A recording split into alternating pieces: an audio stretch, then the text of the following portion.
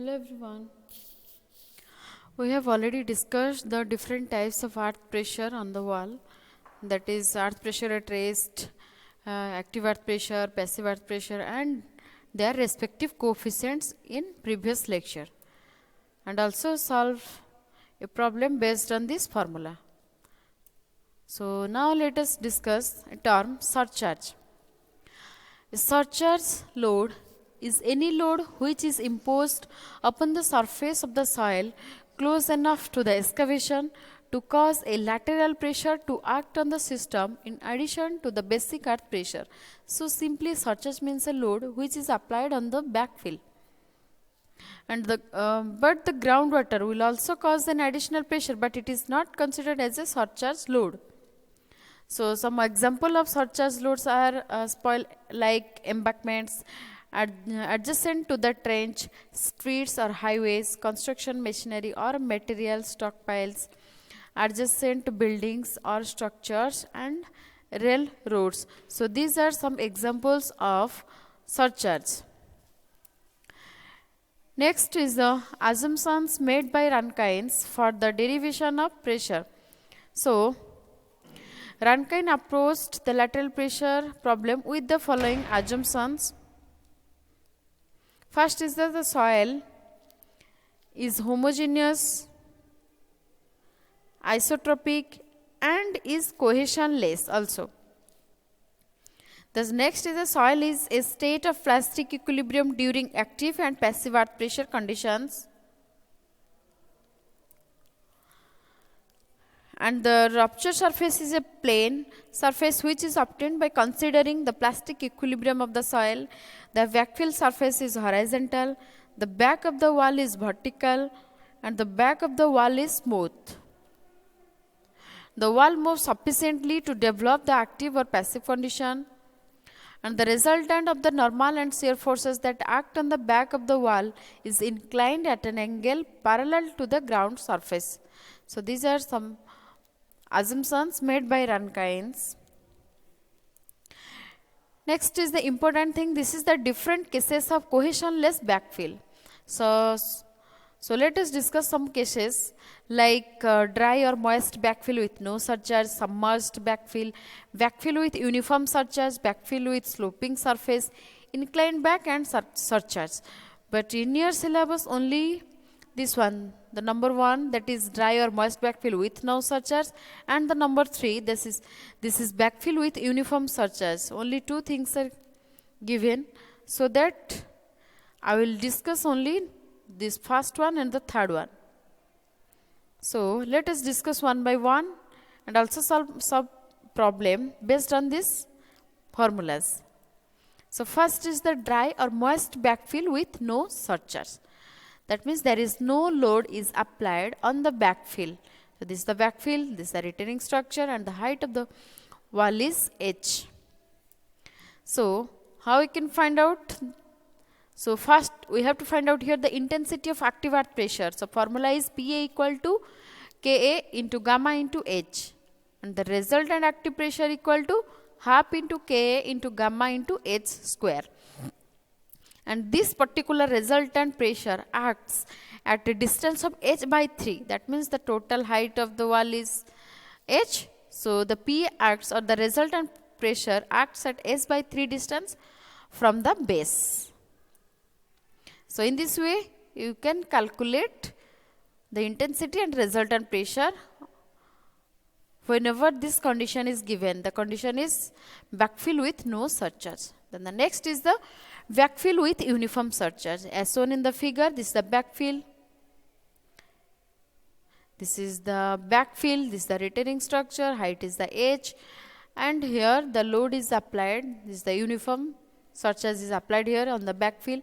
So intensity of pressure we can calculate by applying the formula. This is Pa equal to K into gamma into h plus K into Q. Or we can also write, or we can divide these terms like Pa1 plus Pa2. That means Pa1 equal to K into gamma into h, and where Pa2 equal to K into Q. Q is the surcharge. So let us calculate one by one. So Pa1 equal to K into gamma into h, and the resultant pressure equal to PA1 equal to half into K into gamma into H square, and it acts at S by 3 distance from base. Again PA2 equal to K into Q. So the resultant PA2 equal to K into Q into H, and again this resultant PA2 acts at S by 2 distance from the base. So the final resultant pressure PA equal to half into K into gamma into H square plus Ka into Q into H, and it acts, this total resultant pressure PA acts at Z bar distance from the base. Again we can calculate Z bar by applying the formula like this: PA1 into S by 3 plus PA2 into S by 2 divided by PA1 plus PA2. So this is the formula to calculate the Z bar distance where the total resultant pressure acts. So these are the formula. Let us solve a problem. So question 1, a retaining wall 5 meter high has a smooth vertical back. There is uniform distributed surcharge load of 40 kN per meter square over the backfill. Determine the magnitude of active earth pressure per meter length of the wall. Take unit weight of backfill is 18 kN per meter cube. Angle of shearing resistance is 30 degree and cohesion is 0 here. So after getting the question, first work is to draw the diagram. Okay, you have to draw a diagram, that means diagram of a retaining wall, and you have to show whatever the given in the question, and accordingly you have to write the given data also. So this is the given data: height h equal to 5 meter, uniform distributed surcharge, that is Q equal to 40 kN per meter square. Unit weight of the backfill, this is gamma equal to 18 kN per meter cube, phi equal to 30 degree. And simultaneously you have to draw the figure like this. This is the backfill, height of the wall is 5 meter and the surcharge whatever given here is 40 kN per meter cube. So here in the question it is asked to find out. So these are the given: determine the magnitude of both only of active earth pressure per meter length. So we have to find out this one.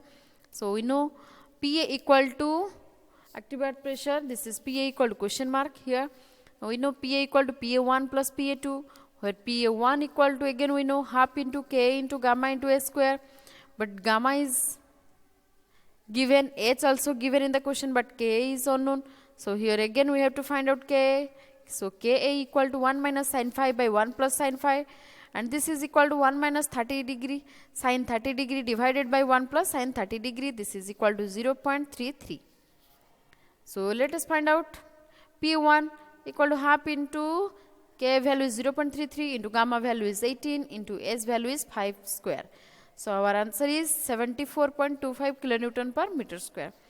But after calculating this pressure, we have to calculate where it acts. So the pressure PA1 acts, we know the value, this is S by 3 distance from the base, so 5 by 3 equal to 1.66 meter from the base. So PA1 is completed. Next work is to find out the PA2 value. Again PA2 equal to K Q H. So 0.33 into Q value is 40 into S value is 5. So PA2 value is 66 kilonewton per meter square. And again we have to find out where the PA2 acts. So let us find out.